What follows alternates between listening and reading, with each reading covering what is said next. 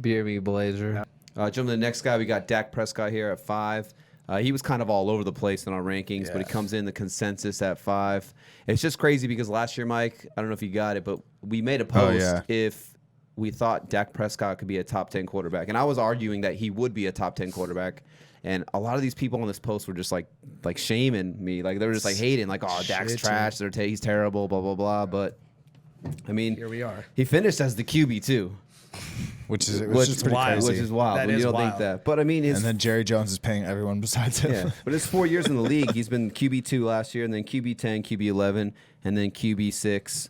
Last year he has 4,900 yards, 30 touchdowns. Those, obviously career bests. But then he also offers the rushing upside. I think he averages 5 touchdowns on the ground per year. So just some extra points right there. They go out and get CD Lamb. So, I mean, what's your guys' thoughts on Dak? Anthony, I know you had Dak at 2, actually. Go ahead. Yeah, in that case, Which isn't out of the realm of possibility because he finished at 2 last year. Come on, Papa. With Dak Prescott, like I said, I use my adjusted methods where I look at their passing yards and rushing yards. The switch to Mike McCarthy as the head coach isn't going to do anything but help him. Yeah. I stated we were talking during the draft that Mike McCarthy I think he said one season where his offense, the rushing game is like a top 10 attempts. One season out of like 20-something years. Yeah. Now I know, what's his name, Kellen Moore? Kellen Moore. Is still the offensive coordinator, but the head coach has an influence on that. For sure. So I think it's going to be a very pass-heavy offense in general with this team. And, he gets another weapon in a yak monster in CD Lamb that's only going to be better than Randall Cobb was. You got to project some growth with Michael Gallup as well in his third year. You could even argue that Jarwin's a tight end. He might have been better than Jason Witten is, at Jason Witten at 45 years old or whatever the fuck he is. For sure, yeah. So I just see a still very pass-heavy offense. His touchdown percentage has never fluctuated very high. It's always been around 4.5 to 5%. So if he hits a 5.6 or 5.7%, which is only a little bit of jump, he's going to throw for probably over 30 touchdowns. He might push 35 with I have him thrown for about 4,500 yards, which is 400 under from last year, but I don't see the attempts coming down very much, and he has just another explosive weapon on top of that. And like I said, to the point of the offense being pass heavy, I was having a hard time not putting him at 2. Like at 2, even 1, I could consider him potentially. Yeah, I think I had him 4 or 5, somewhere in that range. But yeah, I agree 100%. I mean, Amari Cooper, CD Lamb, Michael Gallup. I think.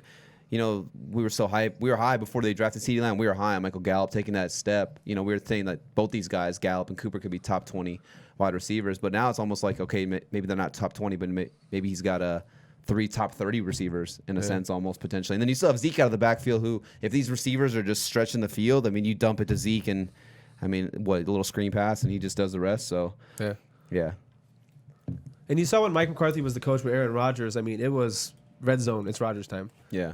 So there's just a lot of arrows pointing up, even though there is some potential regression with the yards. There's just a lot of arrows pointing towards up. It just seems like, and it also seems like they're kind of game planning. Like, we might be down by 3 touchdowns, but we got every fucking offensive piece we can to come back. So I could see them chasing. That was the other point too. Is they lost Byron Jones, they lost their young defensive tackle. He went somewhere else, and they lost their safety. They replaced him with some aging veterans, so that defense might not be as good as it was last year too. So we could see some more chasing game scripts for sure. Yeah. The only thing I can say that y'all already didn't. Did you guys talk about Zeke?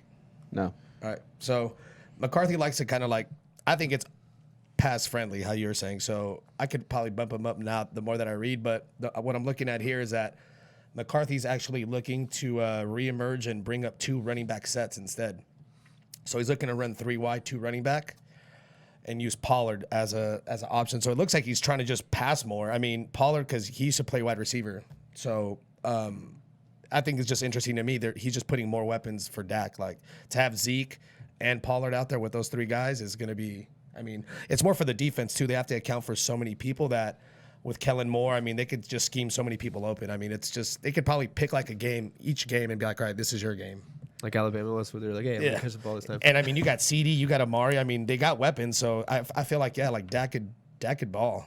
Like, as long as he stays healthy, and their O-line is legit. Yeah. So they have all the pieces to.